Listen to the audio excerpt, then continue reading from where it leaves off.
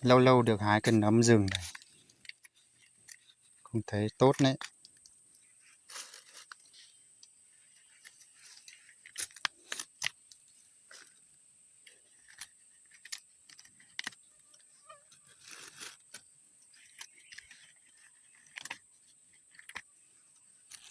Ôi đầy cái túi này rồi, không ấy được hết rồi anh em ơi. Rồi anh em nào gần thì lên đồi lán chúng mình kia nhá. Còn cây kia cũng có đây này, thoải mái mà lùn nhá.